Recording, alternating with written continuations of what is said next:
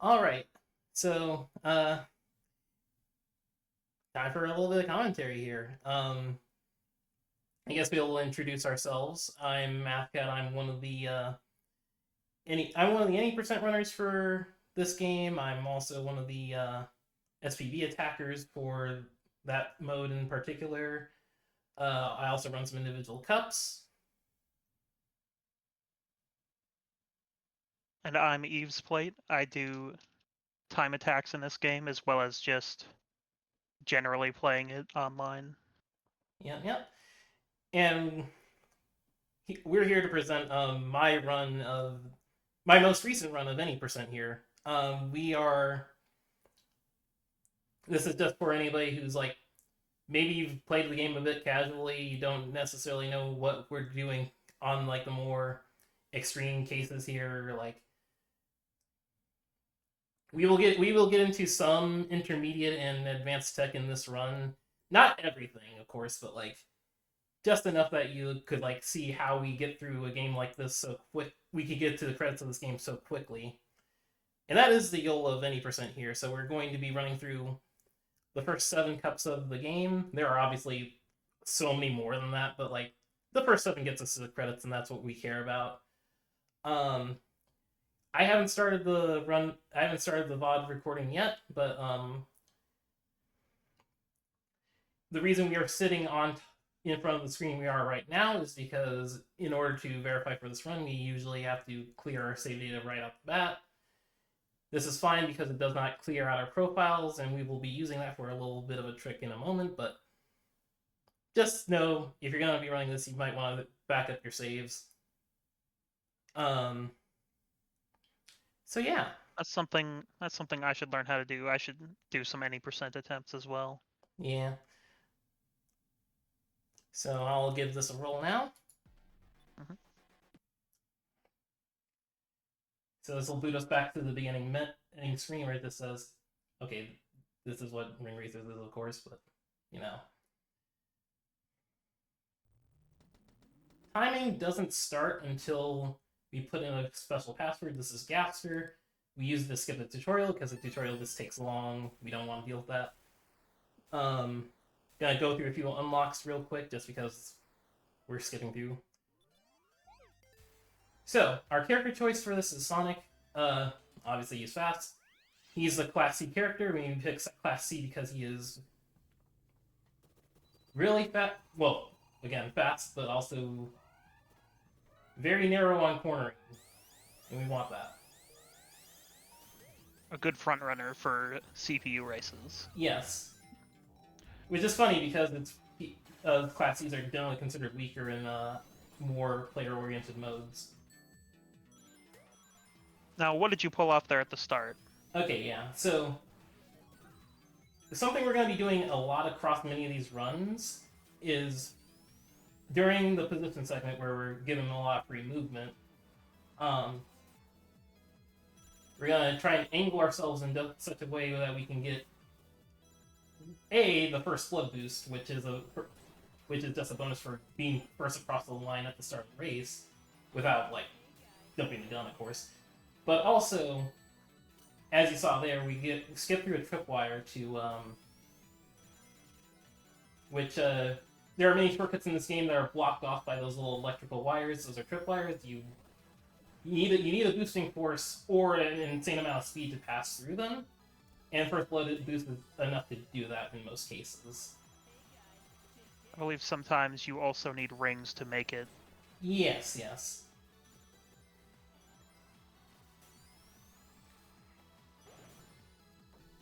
But yeah, that's mostly what we do for that part of Robotnik Coaster. Otherwise, it's just mostly do the 3 laps as fast as possible. We try to burn through our ring supply as fast as possible because one, there are a bunch of rings, so we can just keep collecting them and keeping our speed up. But we also want to burn through our whole supply because that allows us to pick up more rings and item boxes since those don't normally appear as often without doing so. And rings give you a speed up on use, not while holding them. Yeah. Um, we're going on to Northern District here. it's also a fairly straightforward course. There's not going to be too many tricky things here. We just use our first blood mostly normally here. Now, you got rings out of that roulette. Yeah. So like as we said before, we want to burn through our supply as fast as possible because it makes rings appear more often. However, we don't need to necessarily rely on that all the time. It shows up further in the roulette, and we can always pick out an item from the roulette we want as long as our timing is good. It's never luck based in of itself. You have to select the roulette item. Now, other positions in the race, I believe, have multiple roulettes they could get, but as far as I've seen, first place always gets the same roulette. Well, first place can also Or have very similar. First place can also have some variable roulettes, but it's a very specific case where that happens. Like there, where there were many rings because we were out of rings. Yes. Which is one reason to deplete your rings, to try and get more. Yeah. Like we're going to stress that a lot. You want to burn through their supply when possible while front running. If the pack is close to you, you don't want to necessarily do that, but as long as you have the lead, you might as well keep pushing for it. Yeah, like the exclamation point here shows we're out of rings. We can be hit by ring sting at this point, which completely like stops us. Yeah, which is why we want to be careful if we're getting opponents closer. But otherwise, it's usually fine to just keep boosting through them all.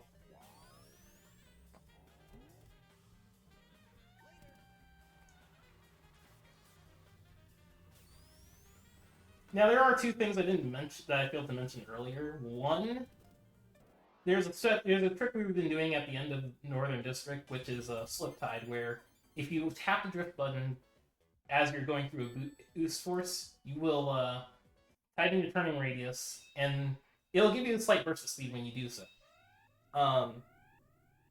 At the end of the slip tide, but we usually just use it more for the cornering purposes because that's a very tight corner to make otherwise, and we don't necessarily want to drift through it with Class C because that is one of their weaknesses. They are very bad drifting. Mm-hmm. Like here, that's a very, very sharp turn. Yeah.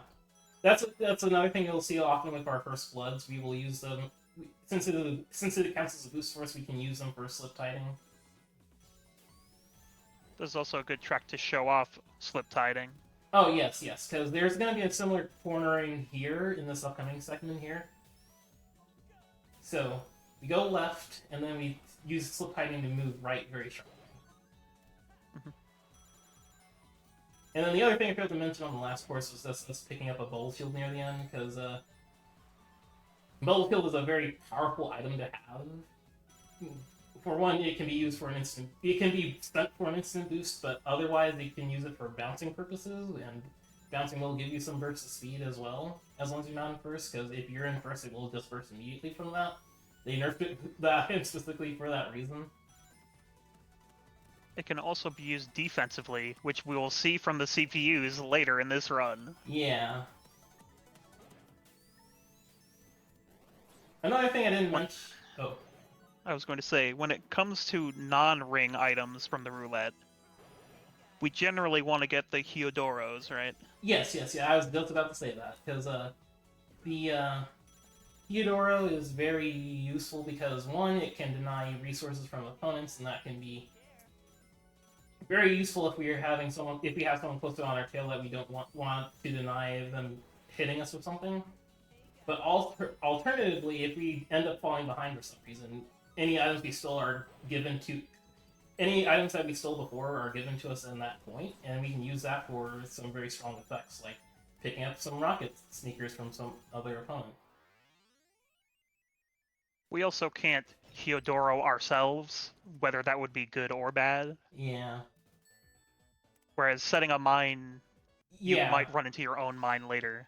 Yeah, I like to call that falling on my own sword. I had a few instances of that on my previous attempts, and I think there's even one in this one. I really like this First Blood. This really shows yeah. how useful they are. Yeah, this first blood tripwire skip is really useful because it gets us very far ahead, and we get to avoid a very wide turn.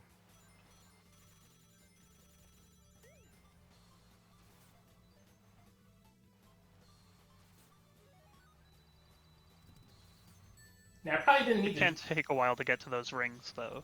Yeah, that's the other. That's the only downside to playing on like Speedway is that the ring count feels very geared towards like a Class I character like Metal Sonic. Now we should probably talk about the CPUs. Oh yeah, so if you think the CPUs are getting better, they definitely are. This game has a scaling difficulty system in both year two and above, or for vicious and or intense and vicious difficulties. It's where the more you win, the more aggressive the CPUs will become. Um, so it can get pretty precarious later in an individual cup to keep up. In particular, after the first race, one of the CPUs is designated as your rival, Yes, and they have the highest difficulty assigned to them, or rather, they get scale higher. yeah, they scale higher, and like the other ways that the CPUs internally cheat, I say that in very loose terms. It is just a way they balance the Grand Prix, but in order to make up for the fact that CPUs can't drift, they get a lot more better handling and acceleration and speed and whatnot, and those go even better for whoever your rival character is in that moment. Mhm. So if any of the CPUs are going to, what's the word? Not slingshot, Rubber band. rubber band. It will be the rival. Yeah, it's usually your rival most often. Um. Oh, Now, I think we should mention all of the extra stages that we keep skipping. yeah. So any percent only cares that we win. That we not even that we win the cups, but just that we get through them in a podium position at the end of them. So we don't really need to do anything other than just the races. So we skip through any extra stages.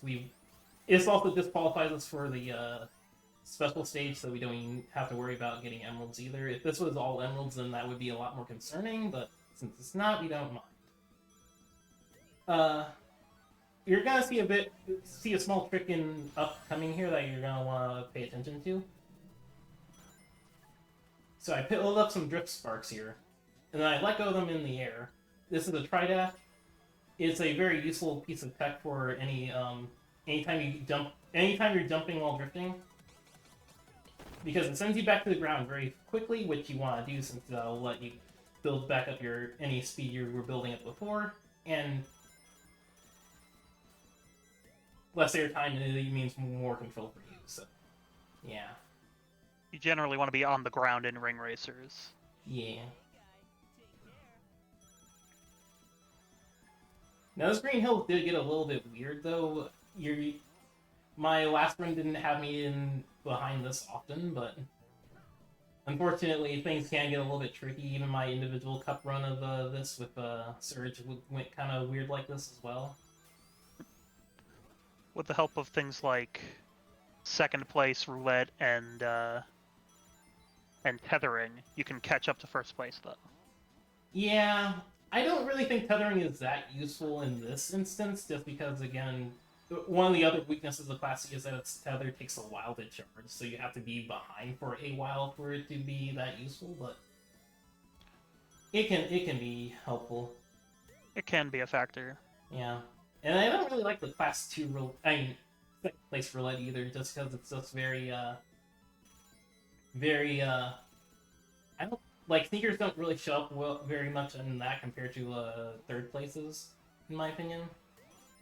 Mostly I'm just thinking about like the possibility of bubble shield. True, true.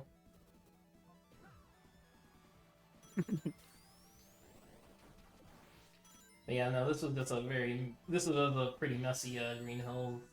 a lot of things are going wrong in this segment in particular. Oh yeah. Almost got hit by that top there. Yeah.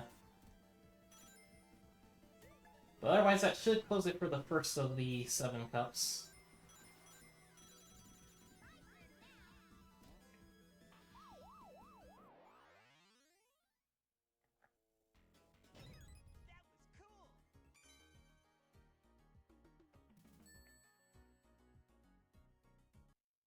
Let's So, see. oh yeah, so we're gonna be doing Sneaker Cup next. This one, I deem it to be a bit of a early run killer. There's some very tricky courses here for Class C in particular. Um, I've lost runs in Lucid Pass. I've lost runs in Autumn Ring. I've lost runs in Withering Chateau. For this position, we don't do anything too special. We just pick up some extra rings.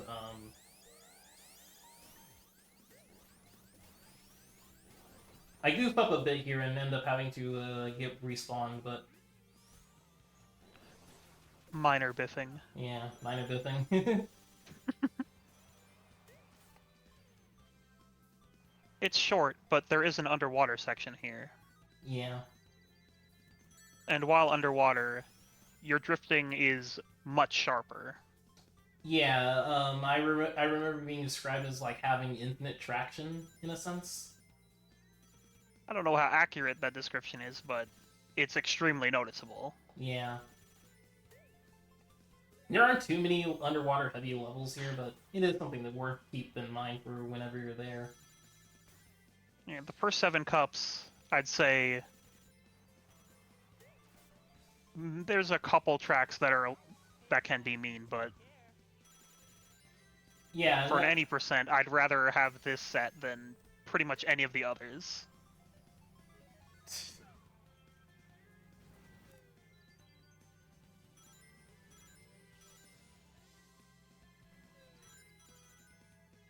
Otherwise, as this is the first race of a cup, it's not too eventful. yeah. The CPUs haven't become tougher. There's no rival.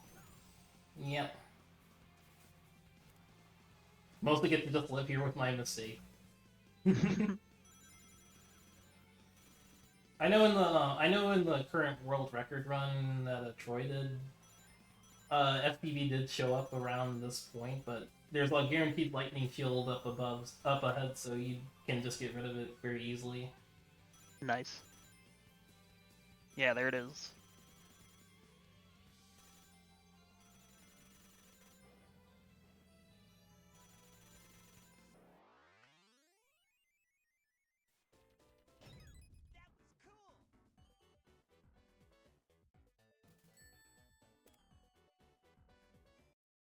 Now we're on to Storm Rig. This one can be a little bit messy, SP, if you get stuck in the pack, but otherwise it's just go around a bunch of circles and it's pretty fun in that regard.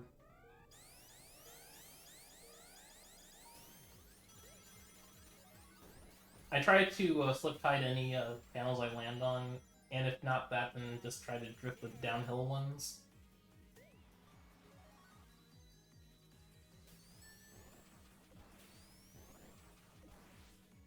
Use as many rings as you can, especially on drifts, as Class C. Yeah, like we cannot stress enough that like Class C is a net negative for most drifting. So unless you're downhill or you're getting a bunch of rings, just try to take a corner normally. There's certainly many times where you have to drift, even as Class C, so you try to use rings there. Yeah. Or some other boost.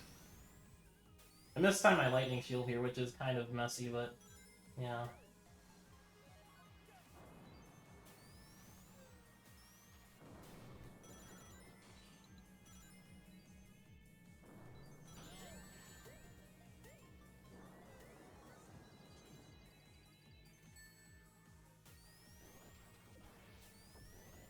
That item Jaws, it homes in on its target, but it's not like a red shell. It can easily hit into walls or something. Yeah, I mean it has. I'd say it has like much more stronger homing properties for better and for worse. Mhm. So I A get, Eudora has brought us a fire shield, and then I lose and it then it's immediately. lost. Ring Racers giveth and taketh.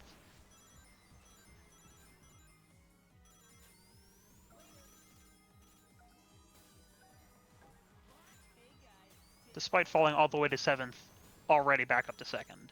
Yeah, if there is one, like there are some pretty strong catch-up mechanics in Ring Racers. Class D isn't the best at using them, but you can still use them. Easier to pull off in Grand Prix than against human players. Yeah. And if there is one nice thing about dealing with CPUs and Stormrig is that that little spring section there does mess them up because you do need to grab drop that. We won't talk about grab dropping too often, but it is useful to know.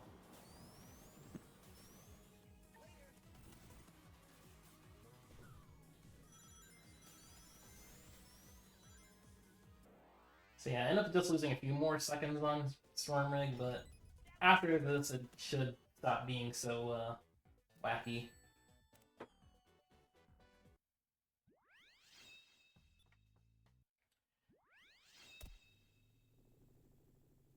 So Lucid Path here is definitive. You need to not drift this because there are way too many wide corners that you cannot manage with Class C. So instead, we do a lot of off-roading. Yeah, this one's pretty rough. Yeah. So like we take this corner, we slip tide it, and then we go through. We use the slip tide boost to push us through the off-road, and then we cut through this section as well. Even though it like slows us down a lot, it puts us in front of a few rings so we can just get back going.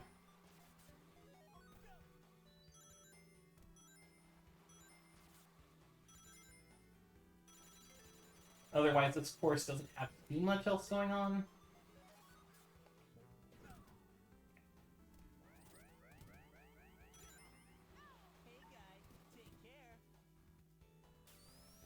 In general, just kind of rough for Class C. Yeah. I end up taking these corners a bit normally just because I kind of got scared about the bubble shield, but and then I missed my chance to take the sneakers as well, which unfortunate.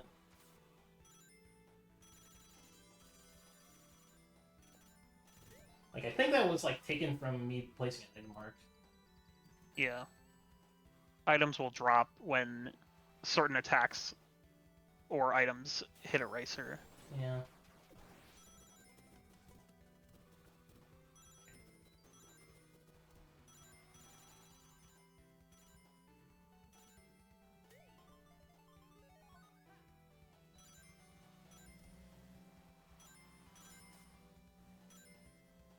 Not a very long course, though. Not very long at all.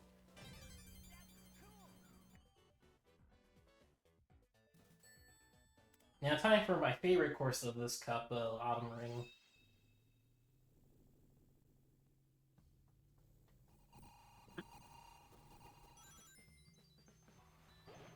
So I go and collect these 20 rings up there just because any excess ring boost will still apply.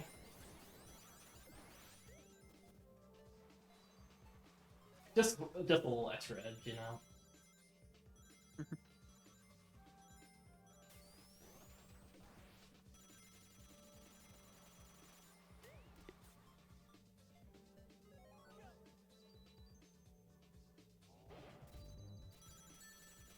Alright, that's the spot where you want to do the drop down. Yeah, you do want to grab drop as soon as you pick up any rings, just because you want to just get back on the ground as fast as possible. I also grab drop here because you getting sent through the red ring is faster than any of the yellow ones.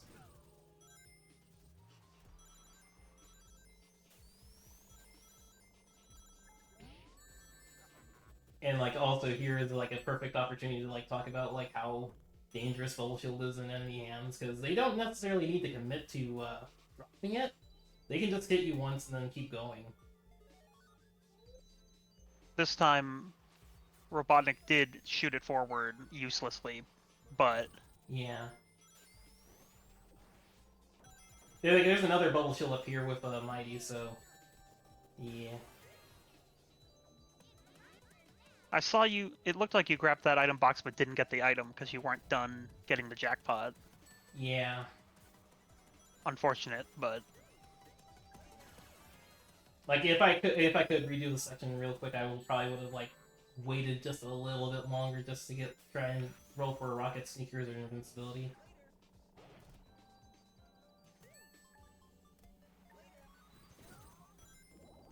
And then Mighty puts me in a bubble shield not too long after. DPUs and bubble shields. It's a really strong item to have.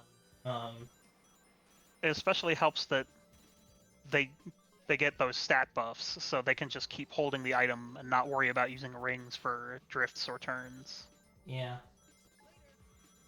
Also, I think they might be exempt from from certain item lockouts because seeing as how often these bubble shields show up, it is kind of a mess. Mm-hmm.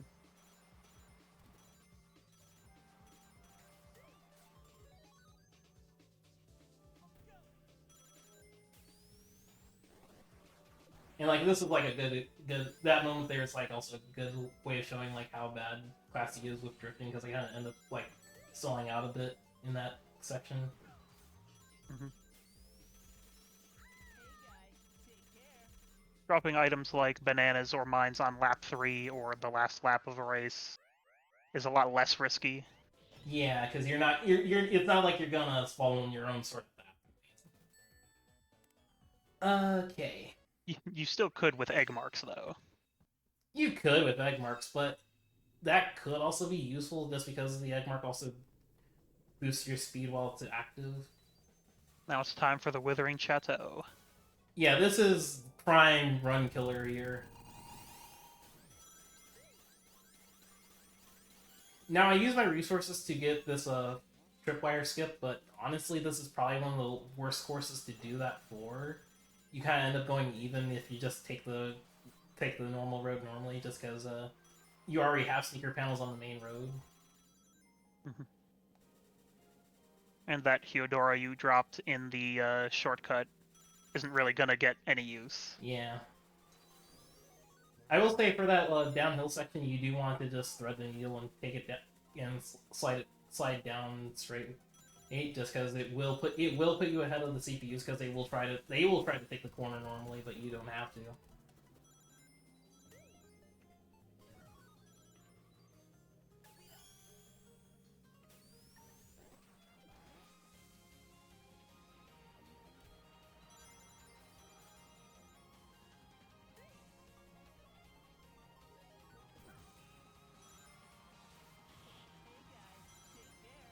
I guess during this dead time, we could also talk about other reasons we picked Class C. Or, well, or actually not really why we picked Class C, but more what what our other options could have been for this run. Mm. When I first ran this a few, 2 months ago at this point? Or, no, just 1 month ago. I had done it with Metal Sonic, just because I was more used to playing with heavier characters in the speed zone. Because Metal Sonic can take drifts and will get a lot more out of that, but being worse on straightaways does hurt a lot.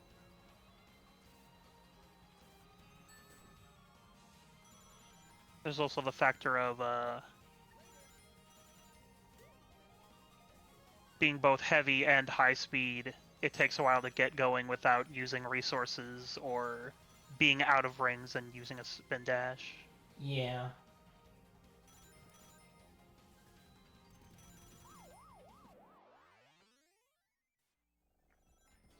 Despite how kind of messy that was, that did end up still being positive on time, so that's fine by me.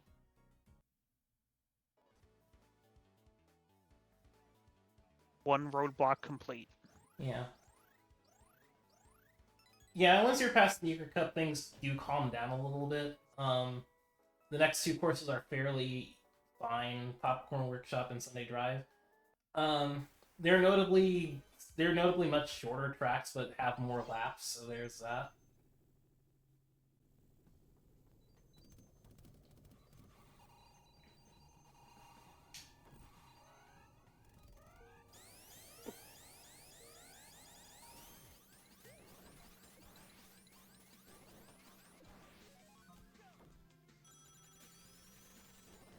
So, oh, well, actually, I messed it up here, so I'll probably talk about it next lap. Um, if you notice the way the conveyor belts are set, where it's left side and then right side, you want it to stay that way for this course, just because it's easier to adjust for that than the alternative. The turn's easier, perhaps particularly for Class C, or would you say for anyone? I'd say for anyone, but especially Class C.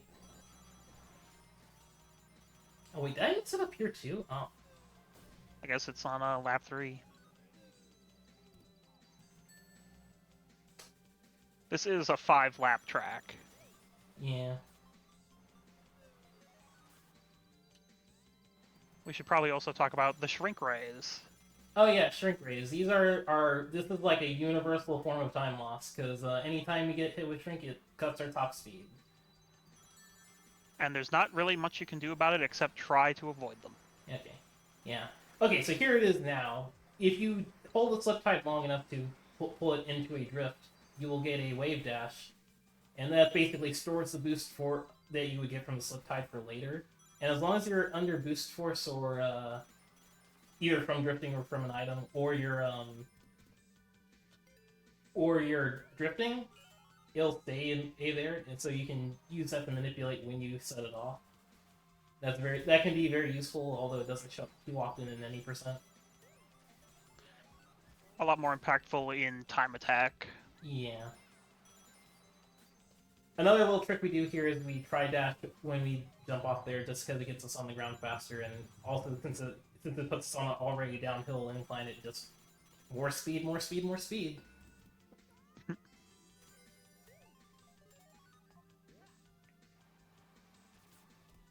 Other than these conveyor belts, the rest of the track is pretty chill. Yeah. Like, again, it's another first track in the cup, so you're not going to have too many problems.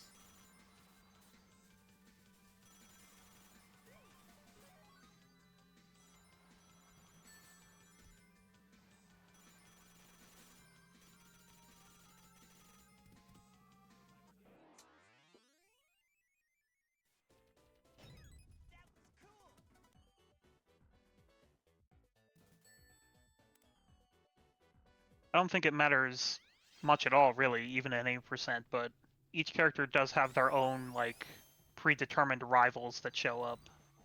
Yeah, these are different from like the actual like rival setting in the race, but like this guarantees what characters will show up.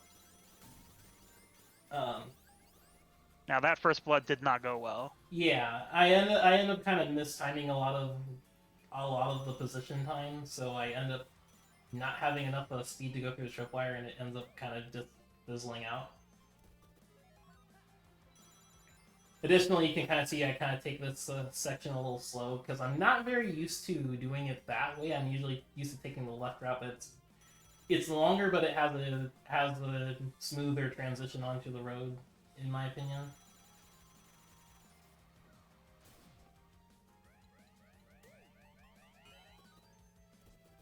Lower for the speed run, but perhaps safer for online play. Yeah. Unfortunately, missed the sneaker there. Yeah.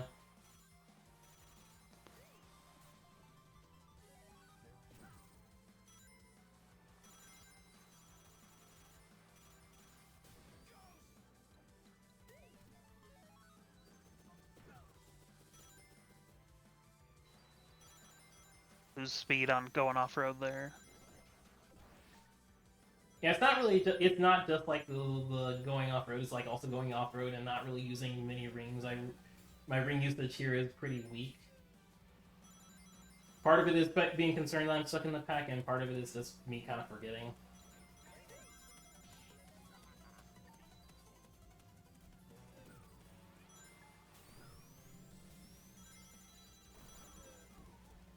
Oh yeah, the other downside to shrink is that when you're small, you're very you can get tumbled by enemy players, and that also is going to be a major time loss because that'll reset any ring boost you have. It'll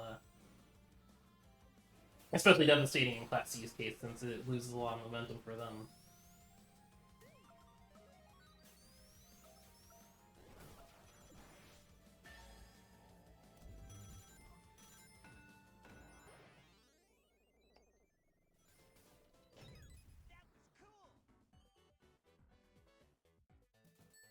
Now, I think you grabbed the spray can there. Yeah, I might have. That's a time. That's technically a time loss since that will unlock a spray paint color, but at the same time, I was kind of just too worried about the final lap, so I didn't really think about it.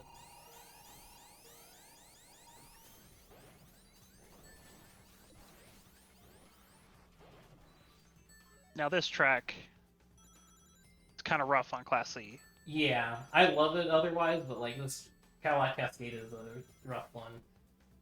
Yeah. There's a trick on that little incline section that I was trying to do where I go on the side and then onto the middle platform there because there's a booster panel there that will give you a huge boost in speed, but I end up kind of messing it up. The other thing that kind of makes it tricky for Class C is that like all the rings are spread out on the wide ends of the track, so I ended up having to just like I just kind of gave up and spin dash to get my speed back up. Now, if you can get this shortcut, it's really good. Yeah, no, like I have it even in the notes that like you might be worth it sandbagging here a little bit just so that you get a guaranteed shortcut because having guaranteed rocket sneakers is big. Although I kind of end up That's a fall off that's rarely seen. yeah, I kind of get a bit too lazy with it and end up falling off on the edge there.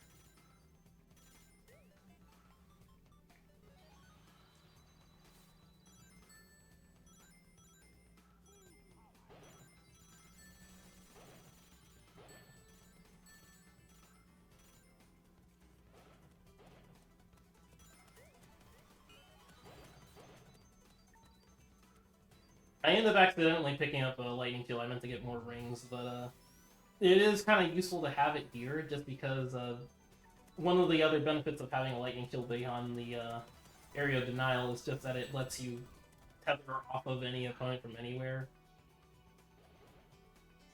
Well, not any opponent, but like anybody who's in front of you, of course.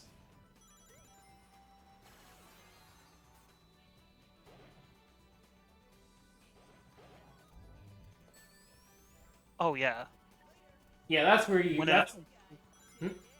I was going to say, when an item gets picked up, that item box becomes a ring box for a while. Oh yeah, that's the other thing. If you are playing from behind, it is usually worth it to take a jackpot if you can, because then you get a bunch of rings and a bunch of ring boosts if you go over. When it comes to pure speed, unless it's something like Invincible or Rocket Sneakers, a jackpot is really good. Yeah, especially if you're in the lightweights, because one advantage for the lightweights is that they have a lesser known or a lesser known effect of rings is ring metabolism. Lighter weight, the lighter you are and the higher you go towards acceleration, the lower your ring metabolism is, and the lower it is, the longer you're affected by ring boost. So Classy is the best compromise we can do for that. Which is the other reason we kind of avoid doing Metal Sonic again, just because ring boost is worse on him.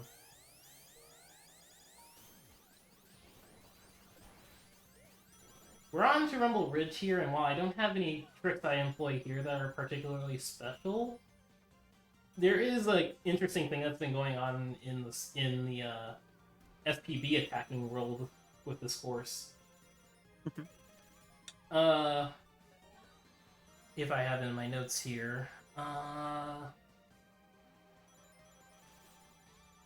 it started with one of the one of the other SPB runners, Arts, and he was practicing.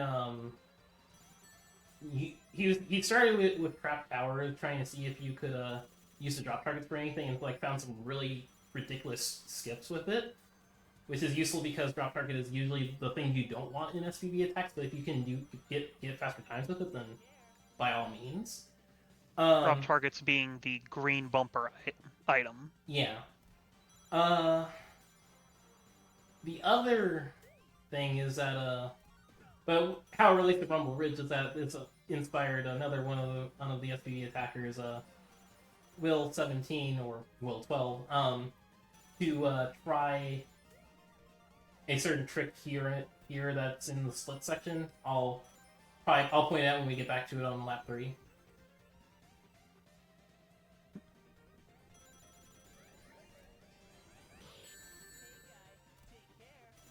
Eggman had an egg mark and used it on me, I think. I'm kind of surprised he blew it up instead of... Well, a player would run into you. Yeah. Okay, here it is. Yeah, so you see where that wall is right there? If you want to drop target into that while you're facing it, it'll bump into you, but it'll bump into the wall and then bounce back to you, and then it will bounce you out. And it will let you skip the whole turn on that split section. This shortcut getting you the roulette is pretty nice. Yeah. The lucky fire shield steal with the Hero Doro. Yeah, again, if you want to if you can't hit rings on the roulette, then Hero is probably your best bet otherwise.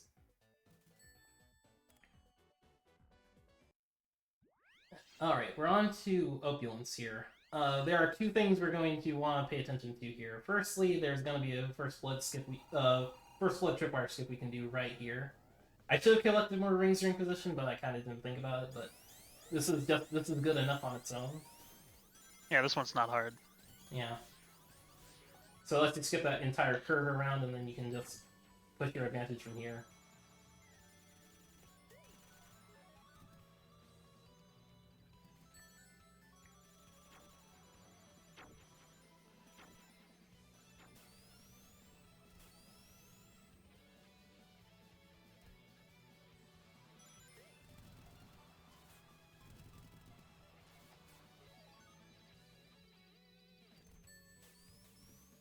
Okay, so you go for these bubble shields here. Yeah, I miss it here, which is an unfortunate thing because now we have to go through this whole point slide the normal way. But the idea is that we grab the bubble shield on the way through, and use it to launch ourselves through the tripwire, and that lets us skip the entire switch back there. I handled that first turn pretty poorly because you want to slip tie / wave dash your way through as many of the secret panels as possible, and I kind of just didn't do that very well. And now we have the SPB. Oh yeah, here's our other universal time loss item, the SPB, the self-propelled bomb. While it's active, we cannot collect any more rings. We can use the ones we have on hand, but we cannot collect any more.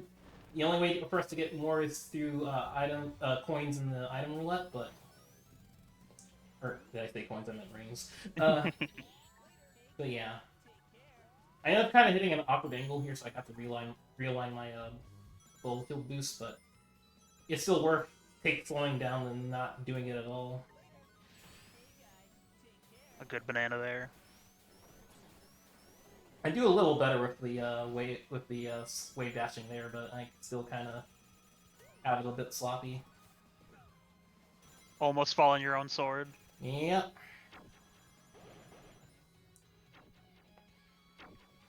It's technically faster to take the corner narrowly and grab the rings, but I've already committed, so I can't really go back on that.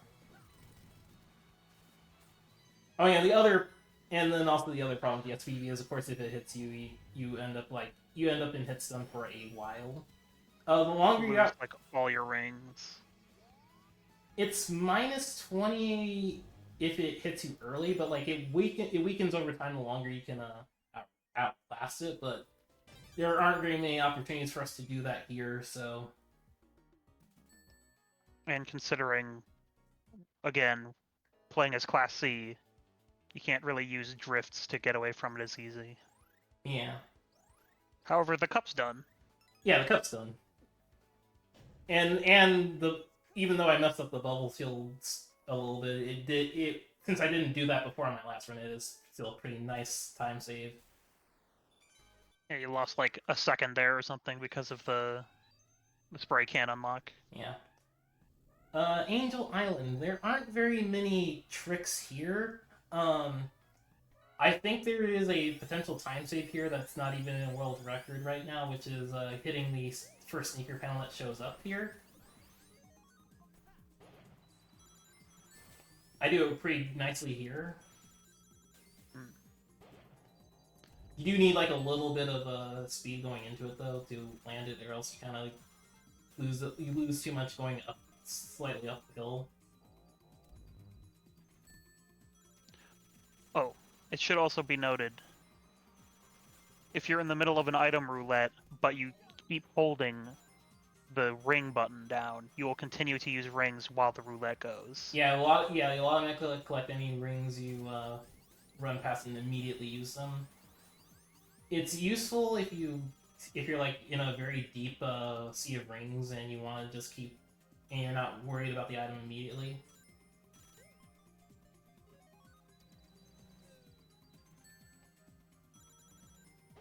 So yeah, you see here because of shrink and going up to like miss the snip panel and have to like recover from there. Shrink.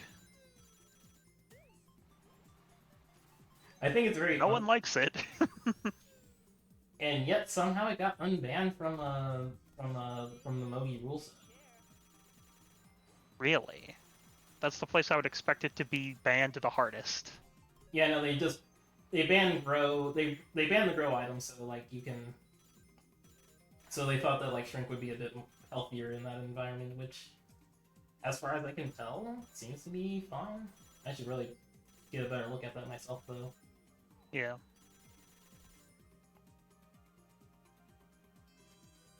I gotta tell you, I thought that was the end of the race. Yeah, no, I know it's not because of what happens next. Oh, yes. So I ended up like taking this corner very poorly, getting the booster panel and just going into spikes and just ruining any advantage I would have made in the first place. Thankfully, this is the first race of the cup. Yeah.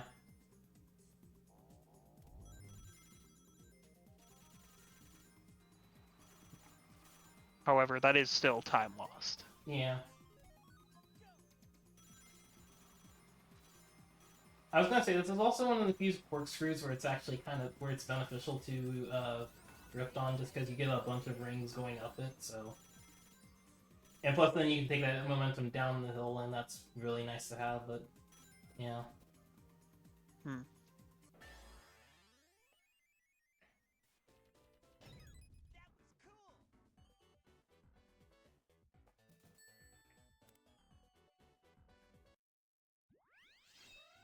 We're on to Roasted Ruins, and this one is another one of those first blood tripwire skips. Equally as easy. Yeah, you go downhill with it. You have a bunch of rings here. It's fairly fine. Even with that bump, it doesn't stop it. However, yeah, unfortunately, I kind of take the exit out a bit poorly and end up hitting a cactus. I'm still net positive for it, but like, eh. you hate to see it. Yeah. This is one of those courses that has like a few good slip kiting opportunities. There's like a lot of like wide corners with sneaker panels near them, so you can go for it if you want. I know the world record run doesn't do it too often, but I like doing it.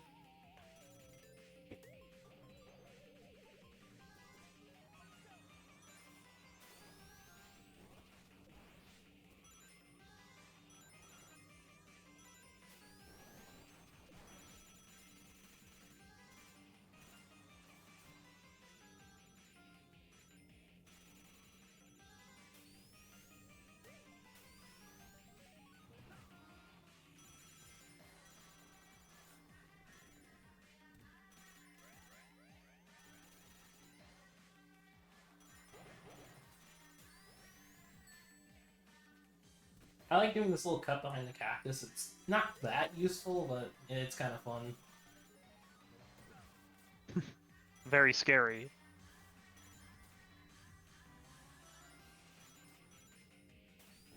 I ended up missing a few sneaker panels and rings in this section, which is kind of but it's fine.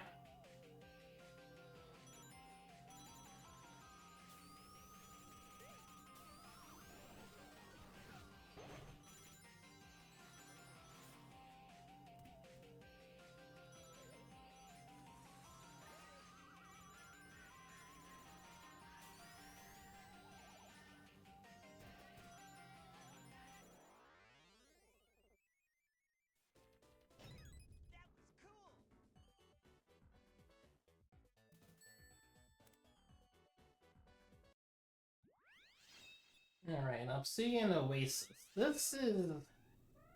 I want to say I like this course, but honestly, the more I play it, the more, like, problems arise when I do it. It's trickier than you first realize. Yeah, it does have a few water sections in it. You're not going fast enough for these, so... And in any deep water, if you're not going fast enough, it'll just bounce like that, which can be a little bit annoying. I really should drift these corners, but I'm kind of autopiloting at this point.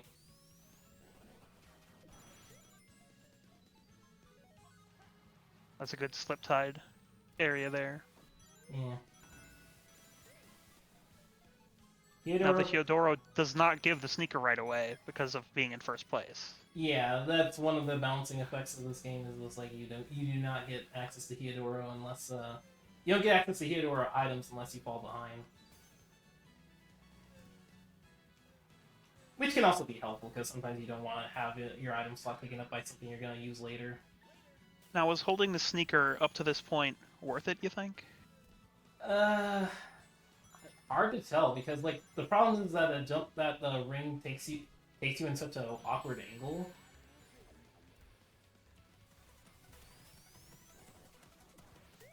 Certainly put me in a bad position to get hit with a banana though.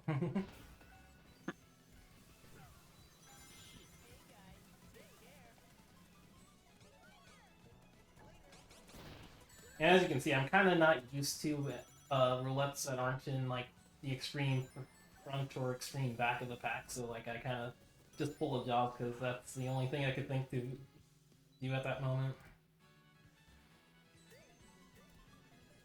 You'll like if you run this, you want to get a lot more used to the roulette thing. I'll leave it in the description to whenever this gets posted on YouTube.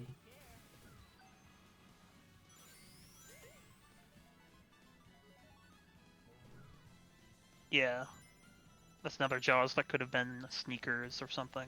Yeah.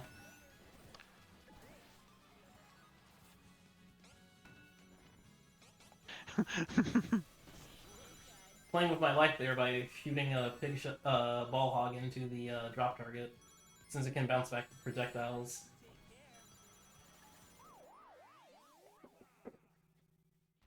A little hectic at the end there, but you got the second place. Yeah.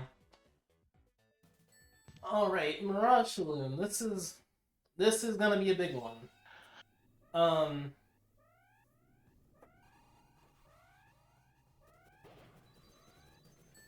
You could pick up some items while you're in position, but like I only go for the rings.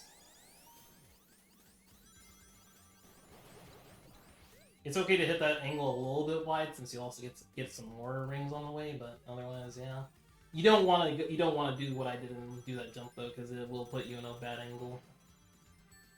But anyways, this is a course where it is mandatory to stay ahead because of this section here, because this will put you even further ahead, and also leads to another mechanic that you won't really see very often in any percent, the voltage. So anytime you hit one of those anytime those icons show up that's a trick spring, you want those because it'll... Landing a trick on those will give you voltage, and voltage will boost your stats, it will make you drift better, it will make you accelerate better, and then you can utilize that You can utilize voltage if you let go of drift out on blue sparks, and that'll give you a nice burst of speed. It isn't really useful outside of that main application here, but you'll still want to do it regardless. As well, I believe the closer you hit the 2 half circles on the trick, the more bonus rings you'll get. Yeah, you get more bonus rings for doing that part as well. Yeah. You can trick forward, left, right, and backwards, which is actually tricking up. Yeah. But I don't think any of those are relevant in any percent, except forward. Yeah, the early courses don't really throw any like weird trick patterns at you, so you kind of just press forward and move on with your day. You don't even get to really do the voltage drop either.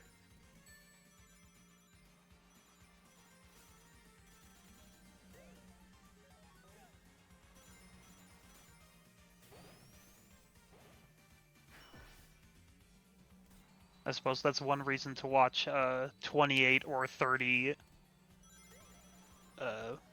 cup.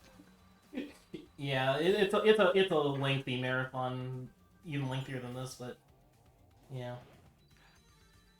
I do that grab drop on accident. I was mostly just trying to get better control of my card after that weird angle, but like it worked out. So it looked cool.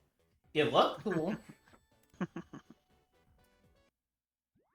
But also all those improvements do give a pretty sizable time save. Like this is the biggest wing you'll see in the run. All right, Regal Ruin. This has another first blood tripwire skip, and probably one of the more difficult ones to do because it's very far back. You want to collect those. You want to collect as many rings as possible going into this, and you just want to catch them out. You don't want to hit that bump though, because it'll kill a little bit of speed. But doing so gives you another ring roulette. You can get more rings. You can keep pushing your advantage. And this turn is a lot easier. Yeah, I shouldn't particularly for Class C. Yeah, I shouldn't drift that part, but I'm kind of not really thinking too much here. You recorded this after like midnight, right? Yeah, no, like this. I had like started doing a few runs at like, I think 10:30ish, and then like this one got started at like midnight, and like I was like, okay, well, oh well. It was funny because like the last time I did this run, I think I died here in Regal. I died here in Regal Ruin. The run died here in Regal Ruin because of a drop target that's in that switch back at the end.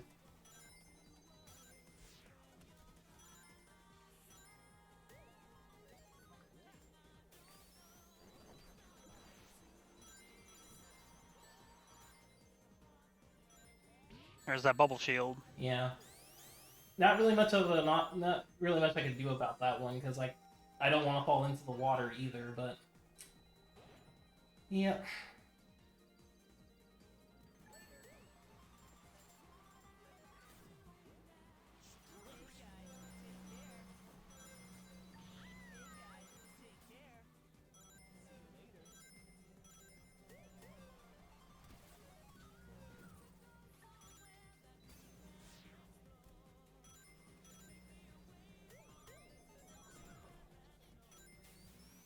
Yeah, things look a little bit shaky here as well, but it ends up being fine.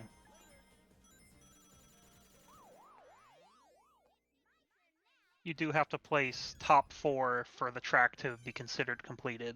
Yes, yeah. Which is why if you're very new to this, you don't need to get first place in the Grand Prix. Yeah. As said earlier. Yeah. I was gonna say if you are not used to this run and you're like trying it out for the first time, it might be worth it to when you get to your 4th or 5th race to take an instant try again in the menu. It'll be a 5-second time loss, but it'll reset the scaling CPUs, and that can be helpful. All right, isolated island. You want another one of those first blood tripwire skips? You want to go up here? That one doesn't seem so bad. Yeah. I did make a little bit of a mistake during position. I could have grabbed some more rings during that, but it's fine.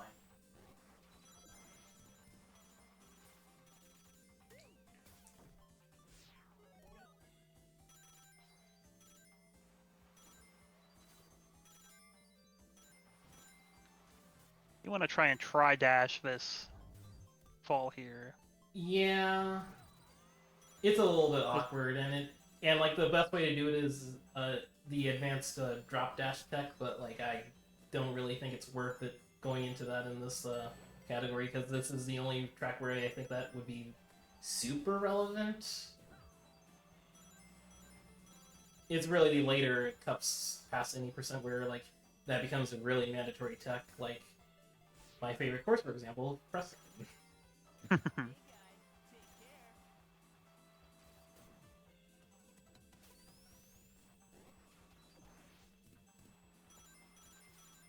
Another little spot where doing a slip tide is better for your speed. Yeah. Like this course could be a lot faster on my end. I'm just not really well practiced enough on it. Like that little quarter pipe with the whole bunch of sneaker panels.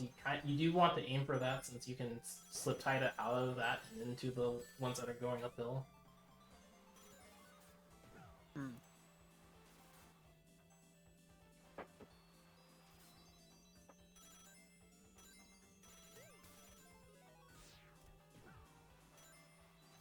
These ones, you mean? Well, not that first one. Yeah, this these, set. yeah. Like I hit it. I hit the panels here, but like it's not like it's too narrow to slip tide, so I just take it normally. But yeah.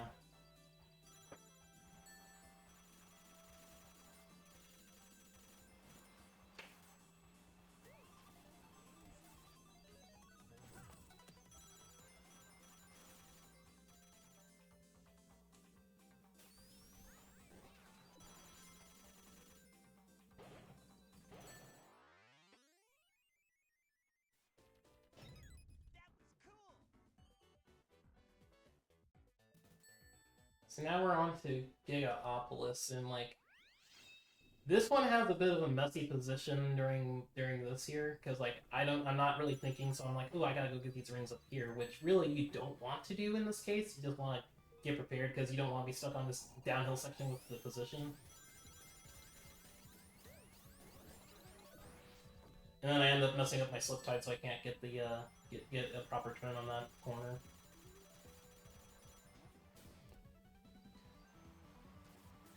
Otherwise, Gigapolis is another one of those courses where you want to be where you have your tri dashes on point, just because there are two sections where it's very relevant to do it. You also want to be up here because there's a lot of rings to collect. This is the second part where you want the tri dash because the additional force from being pushed down with the tri dash will let you climb up that uphill section very easily. Yeah, it's pretty rough otherwise. Yeah.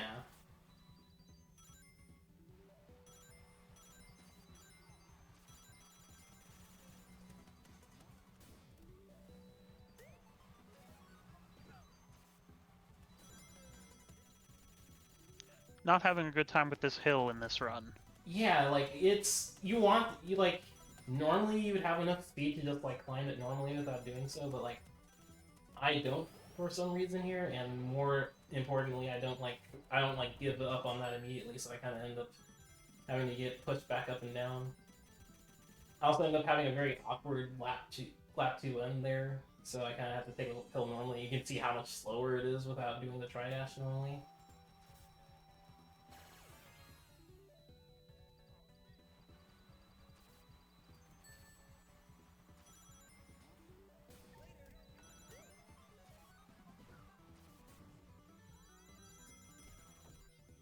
And even here.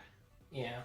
I had the wherewithal to like think about it there, but like I also get bumped by Eggman, so it's like a bit awkward to like set myself up. Mm-hmm. I also miss a few rings there, but that's fine. We just do this part and we're out. I think this is another deceptively difficult course. Yeah.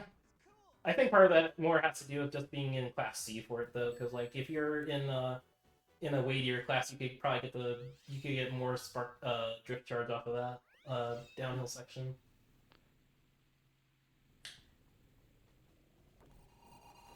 I think this one's also weird.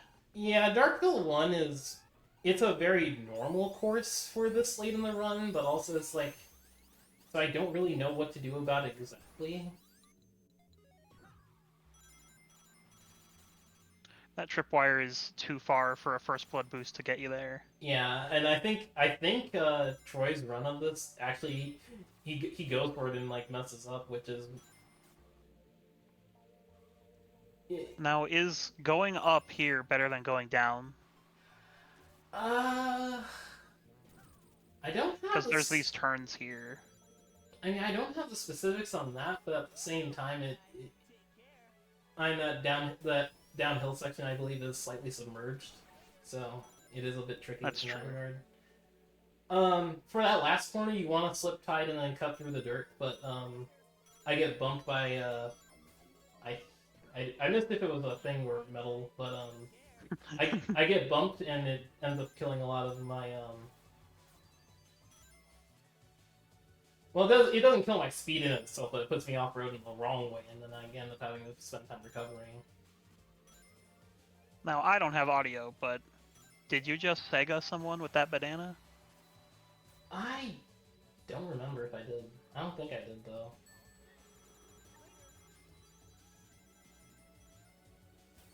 Yeah, the game plays a funny sound effect if you dunk a projectile on the phone, which is just like hitting them with a lob projectile or landmine, since those spawn at your location when you use them. Yeah, they go slightly into the air before falling down, and they can fall on another racer. Yeah, you can even do it to yourself if you find if like if you're on any course where landmines in the position area, then you can do it up to it yourself for a little funny. Yeah, I don't really have any other notes on Darkville 1. It's kind of just a weird track for me, and I probably need to practice it more.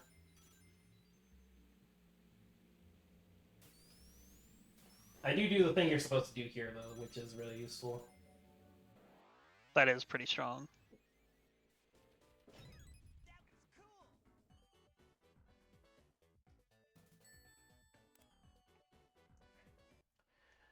Oh, Bronze Lake. This one had a very funny ending in my previous run, where I barely get saved by Knuckles bumping me into the finish line, but otherwise it is kind of a trickier one.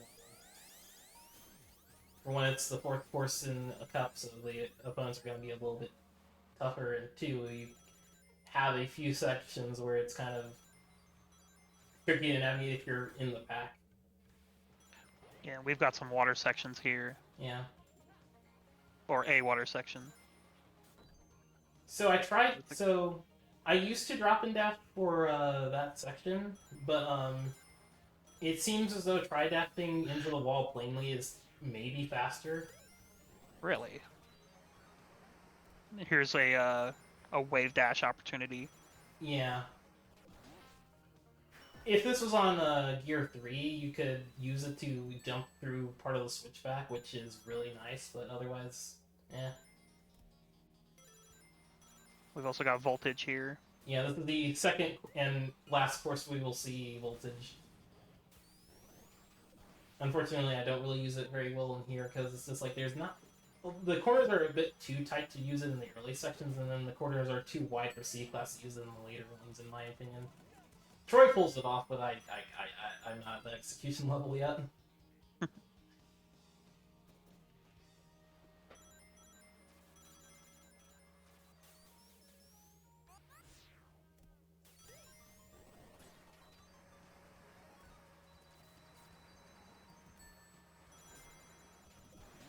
I nearly fall off recover, and then I deliberately fall off because I misinputted my trick. Unfortunate.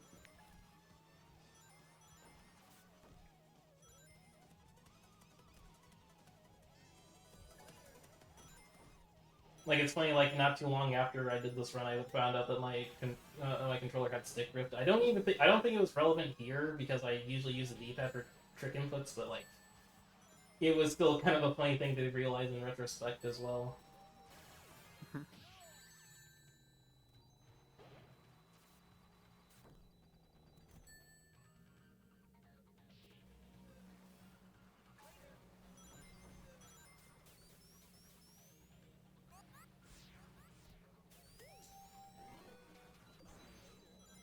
Miss out on the jackpot there. Yeah. Yeah, the while everything in the roulettes is easy to determine, since it does get faster the further into the course you get, it does turn into more and more of a test of skill to get the things you want. Mm-hmm.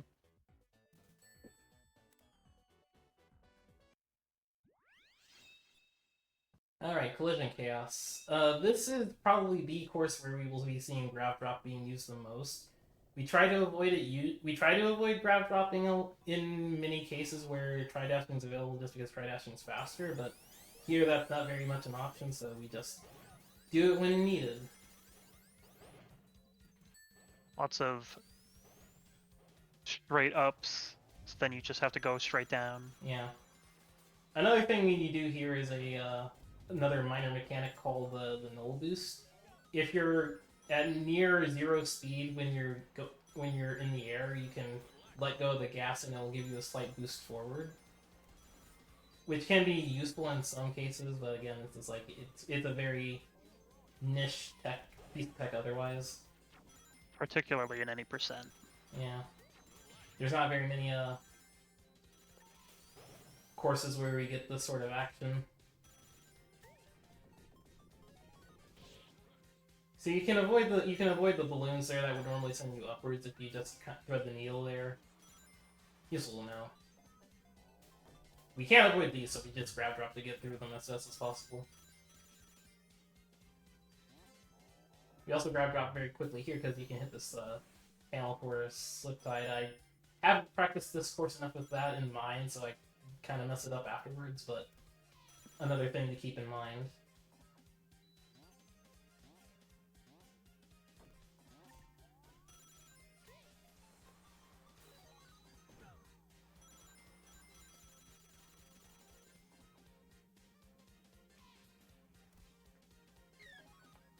So I end up in a very powerful position for Theodora, but then a lot of things go wrong. Like one, I get hit with banana, which kind of kills the momentum I get down here. And then just as I use the sneaker, I get hit with I think high speed jaws. Thanks, ring racers. Yeah. I still get the shortcut with the other sneaker, but now I don't have it for this other section here, which would have been nice.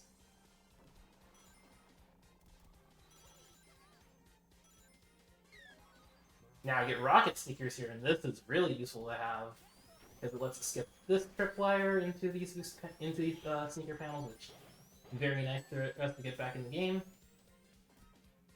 And then I use it for this tripwire here, which isn't as useful, but it does skip a little bit of road, so might as well take it. I didn't even know about that tripwire before this run. Yeah, I do that slip tide a little bit better, and then I hit the wall, so it kind of balances out again. This is another one of those courses where I need better execution. That bubble shield, I didn't know it was there. The amazing bubble shield from the AI. Yeah. Which leads to a mercy respawn. Yeah, like I think that actually did put me ahead, and if not for my other mistakes in this course, it probably would have been a time save, but... Yeah.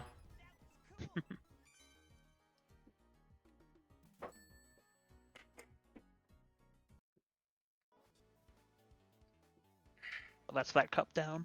Yep. 2 more to go. This is only 1/4 of the actual game, and it is still a lot to get through. Heck, it's not even really a quarter of the game, because there's so much more to this game, like the battle modes.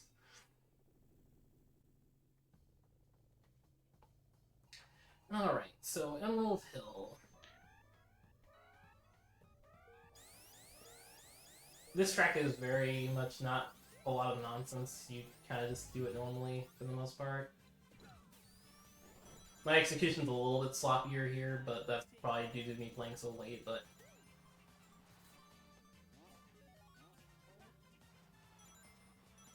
You are also over an hour into the run. Yeah. This is the section you can be fine with drifting, you're downhill, it's fine.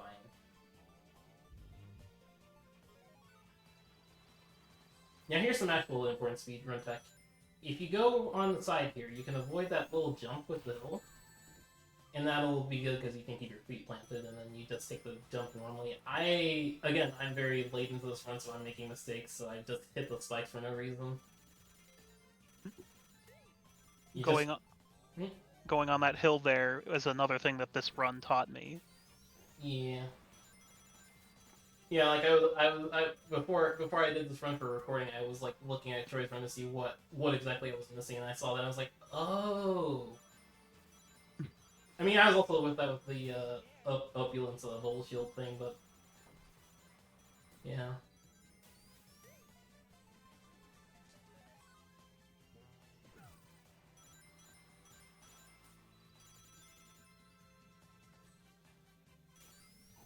Is that even considered off-road? It's not off. Yeah, it's not actually off-road as far as like the terrain is concerned. You don't get any slowdown from it. Like I think the thing. Small knowledge check on this not too crazy course. Yeah.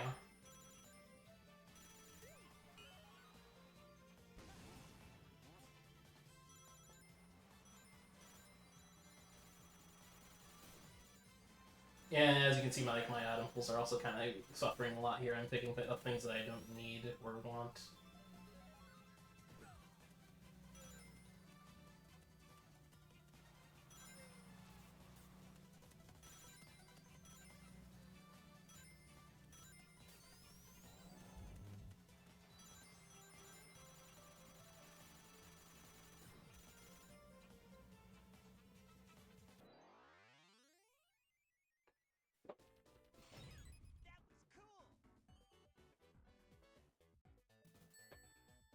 Can be improved, but... Yeah. Alright, Entre City. This one could have a first blood tripwire skip in Gear 3, but this is not Gear 3, so you cannot make it. And I don't think about it enough, and I push myself way too fast, realize that was a mistake I make, try to bail out, and then I Orby myself.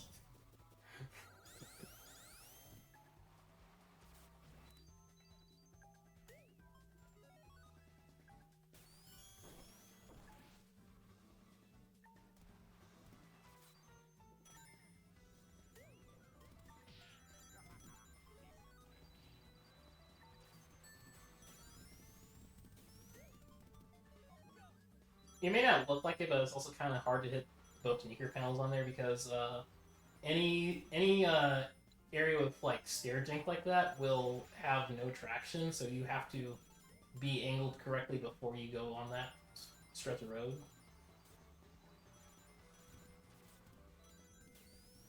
Thankfully, not a ton of that in any percent, but... Or, well, not a lot where it's relevant. I know that there's a stair jink on Opulence and Withering Chateau, but like neither of those courses is where it's like. Well, no, so Withering Chateau is a bit important because it's near those sneaker panels, but yeah.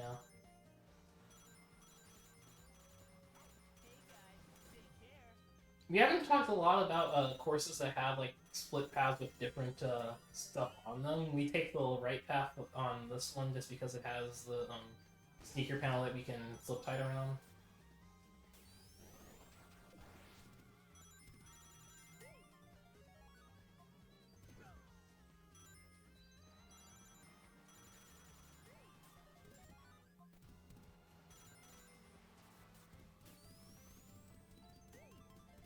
And as you can see, my angling is slightly off there, so I can't get the second panel.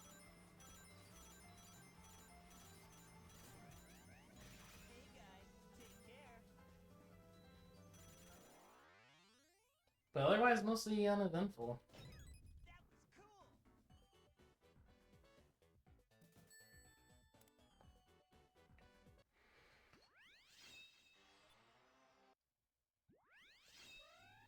So now we have Gust Planet, and this is the slip tiding course. You want to have your slip tides down. You might want to also have your wave dashes down, but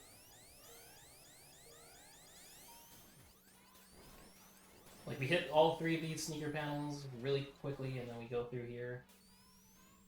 You want to also hit this one, but I miss it slightly. And this one at the end is especially important because you want to avoid being on that corkscrew at low speeds. Those rings kind of hide it a bit. Yeah, which isn't too big of a problem since you are going to go for those rings anyways, usually.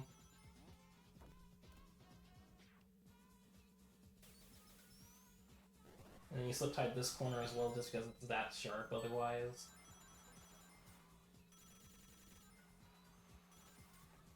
And if you make the mistake of drifting on those, you really don't. You could just hit a cleaner line and you'll be fine.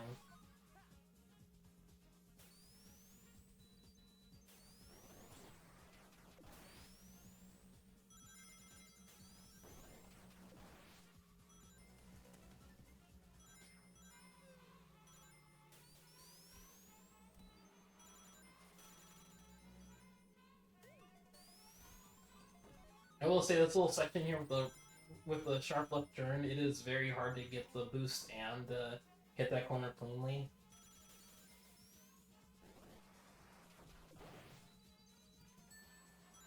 Yeah.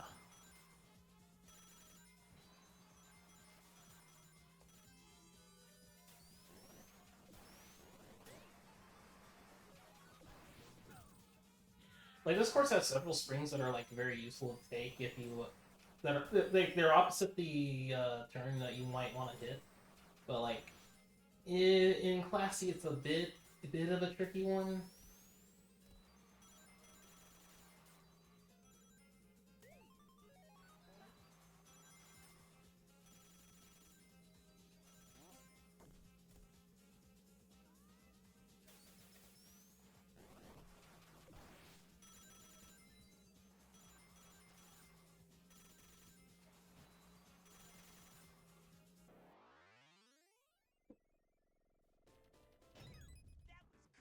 A not very eventful race, which is good. Yeah. Alright, it's Mystic Cave time. This is the funny course because this is the only one that can really kill you outside of like losing. Because it has crush traps. Literally kill you. Yeah.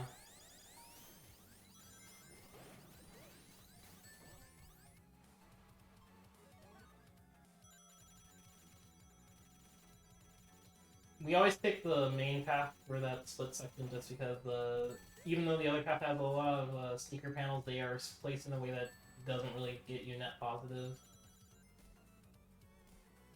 As for the crush traps, it might be worth grab dropping immediately, but since you're already thrown in the air, but it does mean that you have to be sure about which way you're going because otherwise you have enough momentum to end up under a crush trap if you're not careful.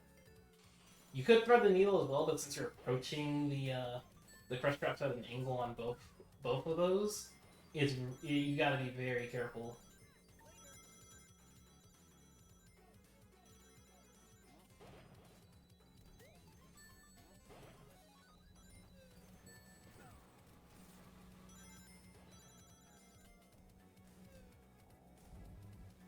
Yeah, like I almost get crushed there, which is pretty scary.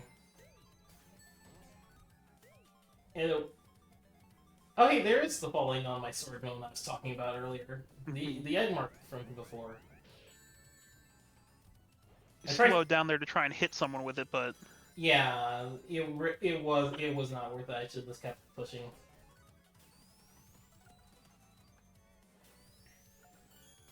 Now I take my sneakers up here because I was hoping that there'd be an invincibility I could grab later, but there isn't. It seems to have already been used, so this kind of ends up being in a very awkward moment.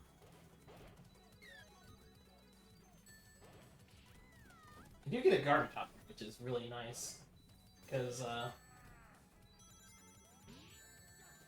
the garden top's a really tricky item to use, but really what's useful here, what it's useful in this moment for is just that it boosts your acceleration and speed while on it. So you can just, if you're on a straightaway, just keep pushing forward faster.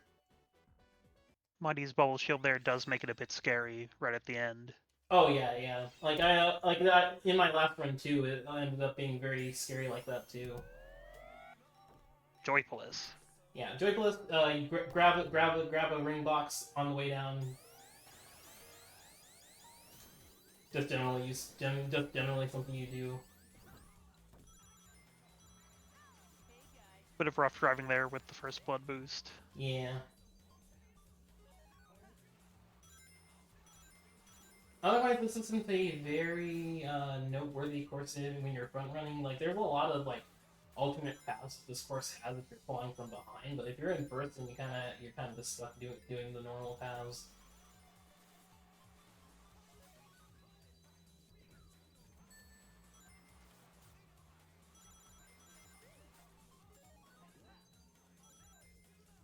This is also another one of those notable shorter courses with more laps.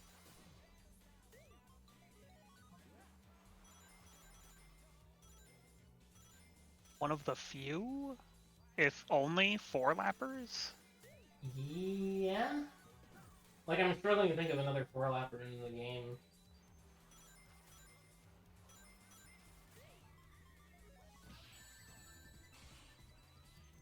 I believe that was your own banana.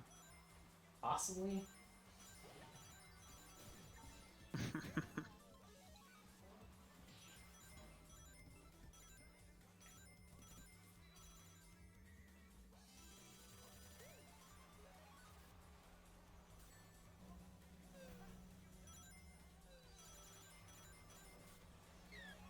Hero gives me a Orbinon and I don't really know what to do with it.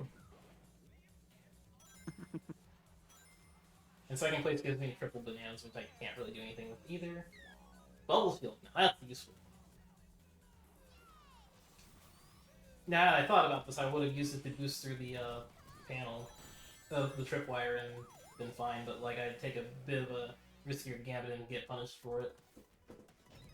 Very nearly losing right at the end. Yeah.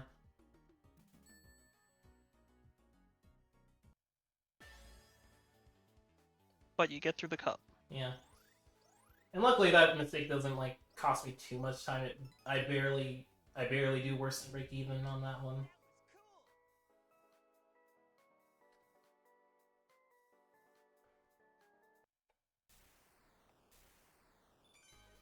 Alright, Hilltop Zone. This is another course where you might want to be a bit more on point with your slip tiding, although it's not as big as a Gust Plant.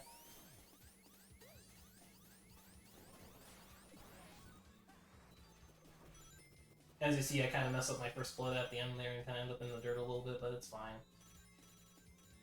For the split path, you just want to take the left one. It's the most straightforward to do, and you don't have to angle yourself too much when getting to it.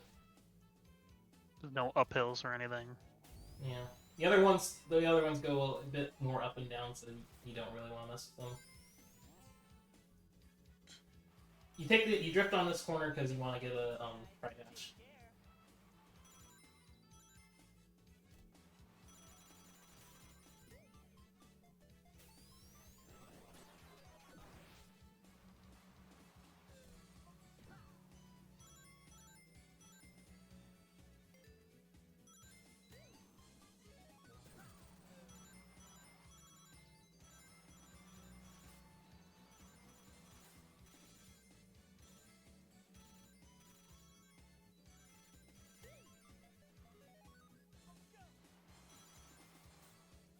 Yeah, as you can see, I'm starting to get a lot more lazier.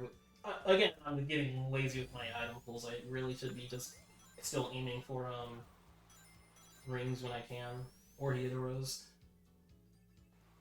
But at this point, I'm like so late in, I'm finally on the final cup, so I'm just more focused on just trying to do clean driving.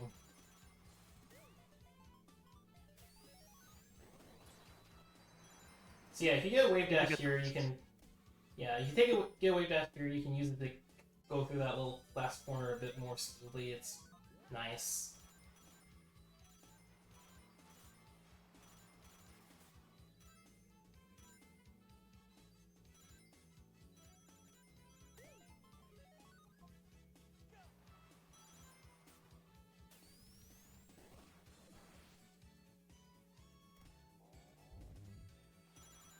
miss the drop on to the sneaker panels there. Yeah. Yeah, things get really kind of weird here just because I keep hitting hazards.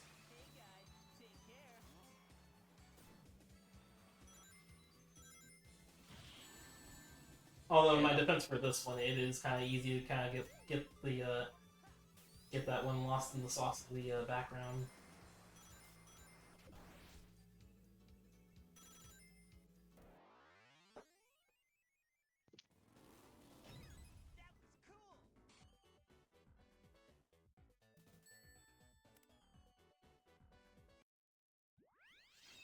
So now we're on to Alright. Marble Garden. This is considered by many casuals to be one of the hardest tracks in the game, just because of how it's structured. And it is pretty tricky, but I've come to like it a bit more as time's gone.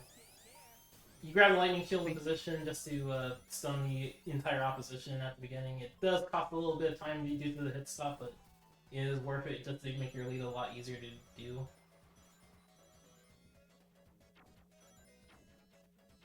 And now for the various uphills. Yeah. As a rule of thumb, you'll want to approach any of the spike walls to the left, since usually they travel clockwise and you can time yourself to not get hit by them. I think I went on the right just because I'm fast enough for it, but you generally just want to hit them from the left. Also, a little optimization we do here is we take the left side of the not the left side. While we're in the air, we grab drop onto to bounce on the dirt, just so that we stay out of it as much as possible.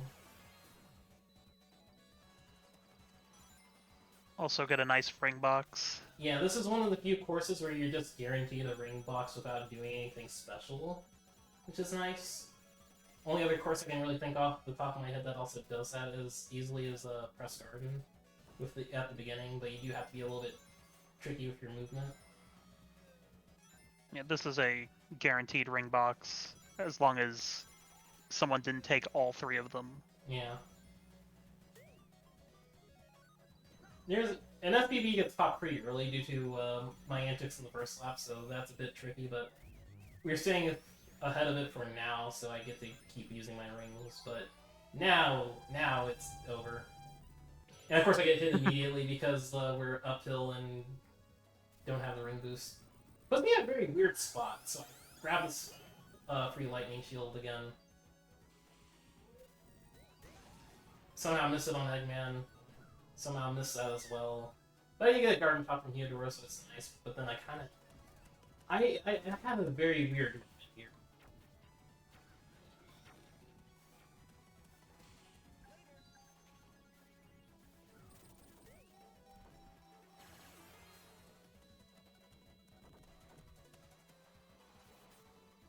Like, if I had gotten that garden top earlier while during the uphill section, it's actually like one of the best things you could have during it, just because it lets you just power through the off-road, since garden tops are not affected by traction issues,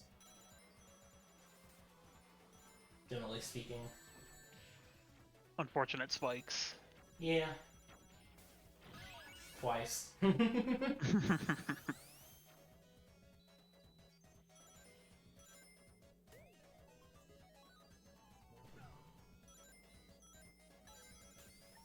You can throw Jaws behind you, and then they track you instead of another racer. Yeah, it can have its uses if you're already ahead of the pack and you don't and you wanna make it harder for the CPUs to deal with you, but it doesn't come up too often here. It's usually more effective in player lobbies.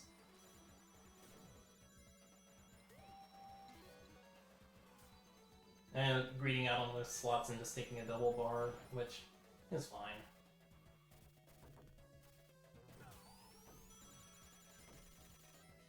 Bumping the wall twice is pretty bad, though. Bit rough. Yeah, I started losing a little bit of time in Expert Cup, but, like, what can you do? Silver Cloud Island. Not a big fan of this one. I like it. It's a fairly challenging map, but like it is something you kind of have to learn a bit with a few of the cornerings here. Like I'm not used to the first blood boost here, so like I just kind of end up taking it a little bit awkwardly.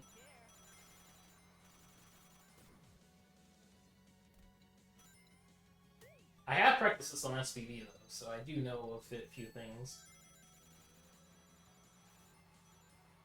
Look at taking this try dash. Yeah. It's a bit of a rough angle to hit though, because it's just very if you go too deep into it, you end up hitting the wall and you lose a lot of. Now that's a good wave dash. Yeah, this is one of the few instances of advanced tech I like that gets called the snake slip tide. So if you tap in one direction to start it, and then tap drift in the F and move in the other direction, you can snake the movement of the slip tide charging, which can be very useful for corners like that. There's other courses in any percent where that's useful, like the last section of Storm Rig would be useful for that. But like I'm still very unpracticed with snake slip tide, so I don't get to use it very often. Though I did get to use it in the most recent attempt at my press guard and SVD attack.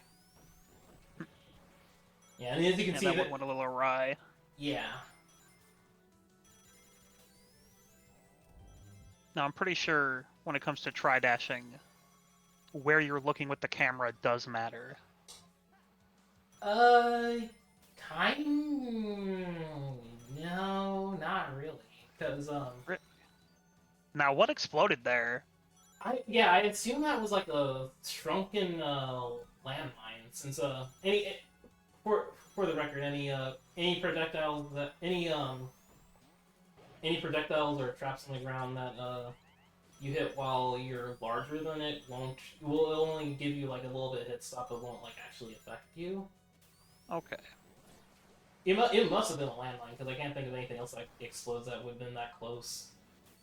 Didn't have any rings at the end there, so you couldn't keep that wave dash past that point.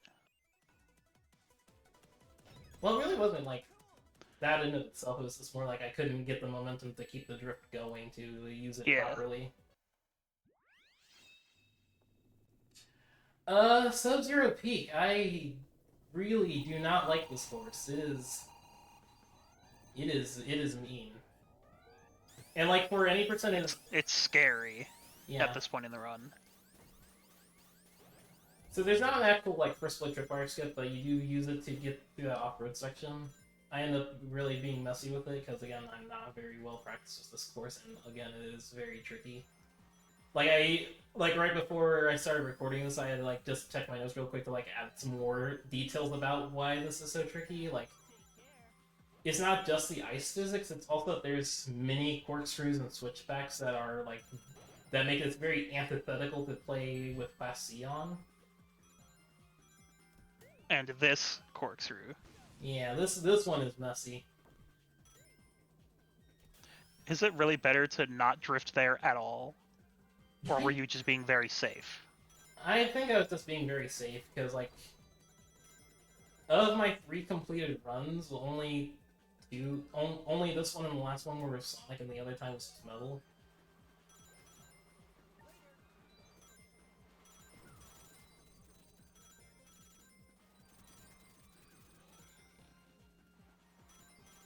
Like, with Metal, you have a little bit more leeway to go for stuff like that, but, yeah. You get bumped off track because of the weight difference there. Yeah. I forgot to mention this during the mention of the other classes, but like the other option for the speed characters is Fang the Sniper. He's like the middle road between Sonic and Metal, being class F.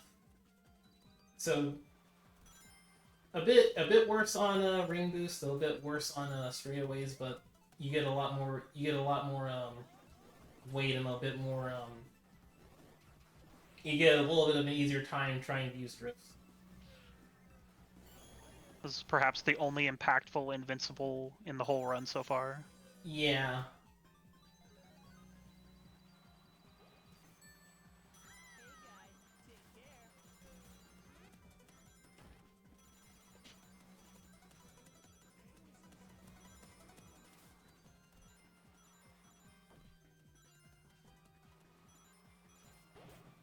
Yeah, that corner I probably didn't need to drift. I could probably just take it straight.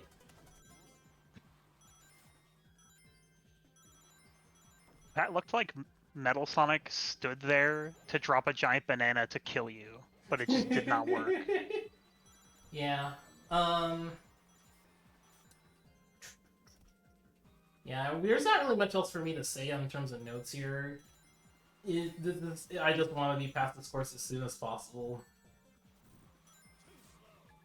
Probably something I need to like lab out of it as like an individual level at some point.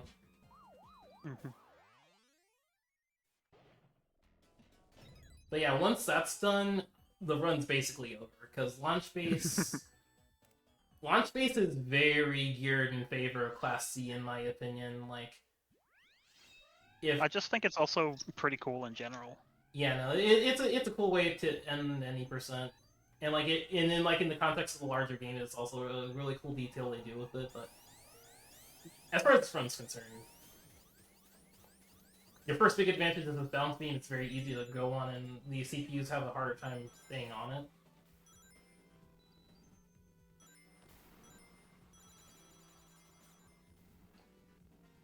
You also can afford to not like burn out your entire ring stock here because if you go on those magnet pulls, they do reset your ring boost, so you don't really want to spend it there. You just want to use it in sections like this.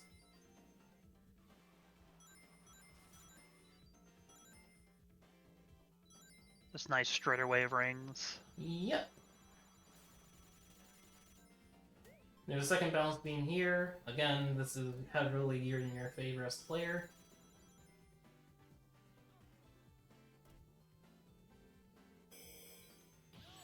Now, I didn't mean to get hit by this, but it kind of works out a little bit because once you get into this section, you don't have to worry about any hit stun. Yeah, it's all gone by the time you're out.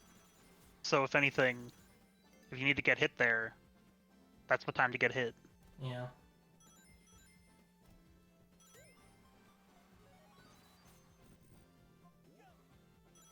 I will say, if my cycles were better here, I'd probably go for that sneaker panel there.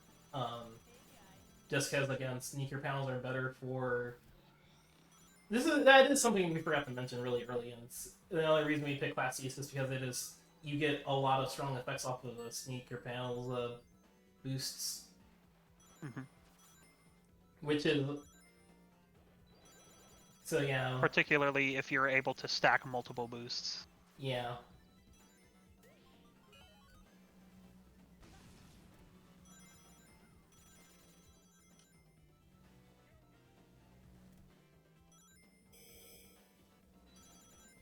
And it was just kind of taking its place normally instead of going for the sneaker panels just because like it was kind of hard to read where the laser was at that point.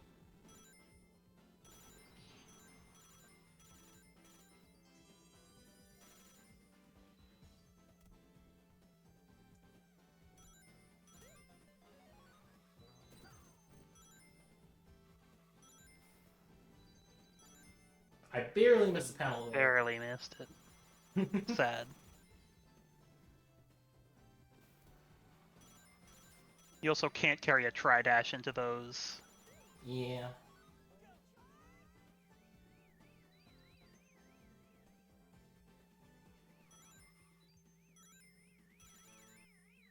So...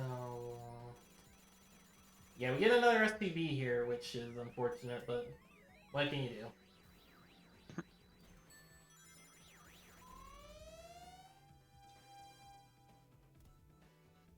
At least it's pretty close to the end of the race. Yeah, and moreover, it seems to be coded not to chase you as efficiently while you're on the poles, so you can just kind of rest easy with that part.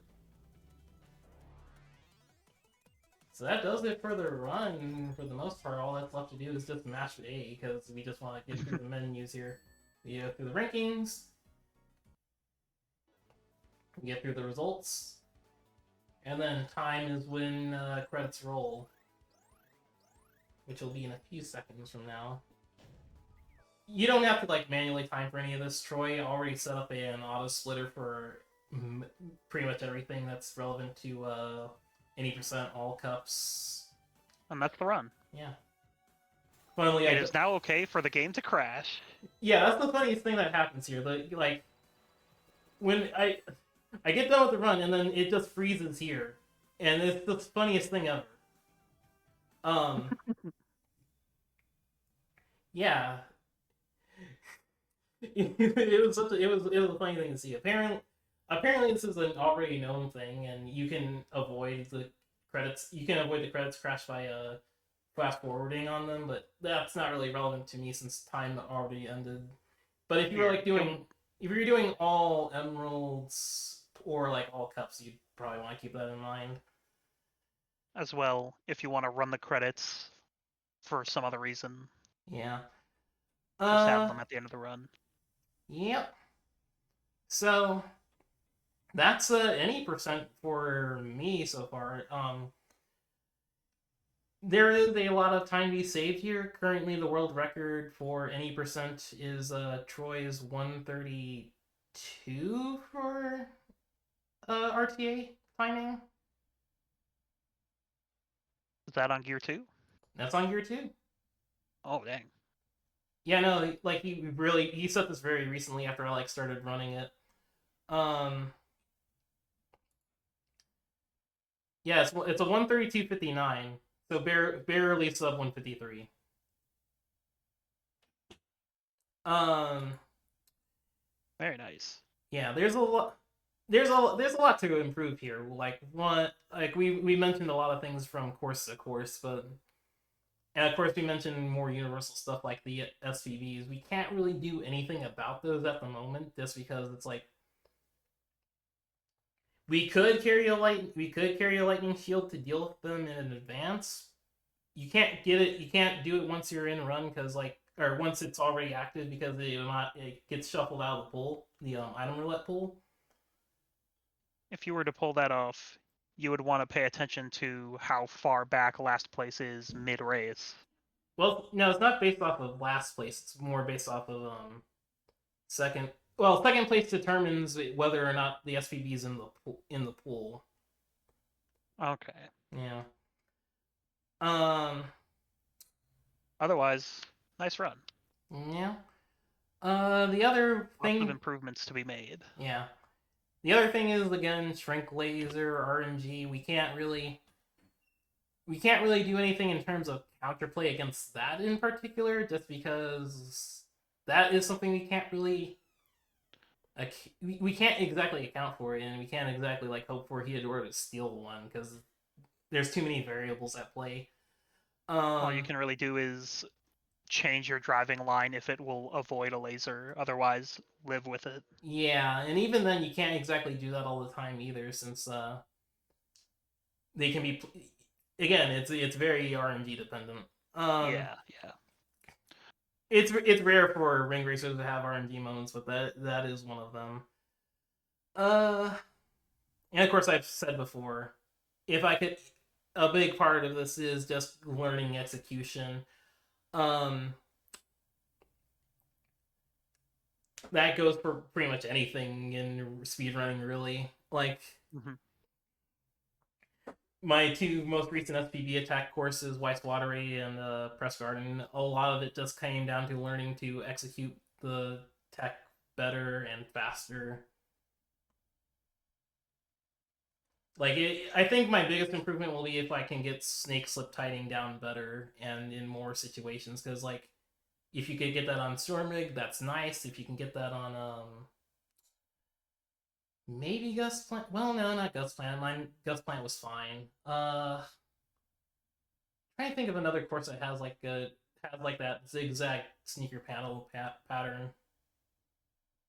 Hmm. Oh, Autumn Ring. There you go. Uh, I think that's about it. yeah, I think that's it. I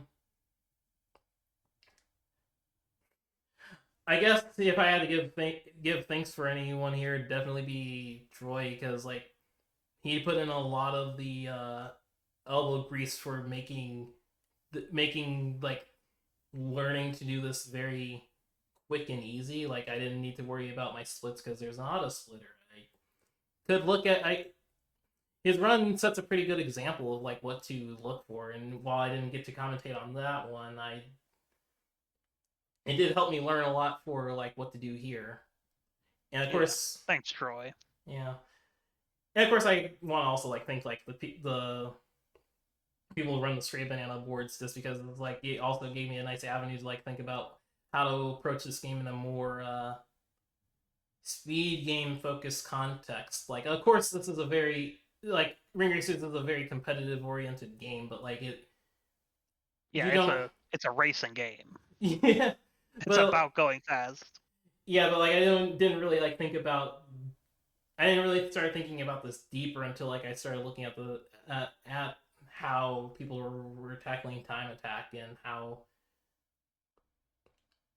and like the fun and like that's the fun thing about this game. You can anything you learn in one mode is usually going to be applicable in other modes. Like I learned things from doing SPB attacks that make it easier for me to understand how to execute on other courses.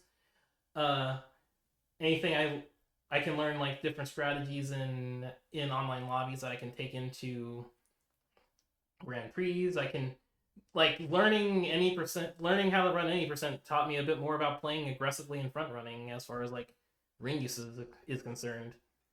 Absolutely. Yeah. I'm looking forward to a future any percent run where someone gets in the drop target boost. Ooh, yeah, that'll be fun. But yeah, that'll do it for us. Have a nice day. Yeah.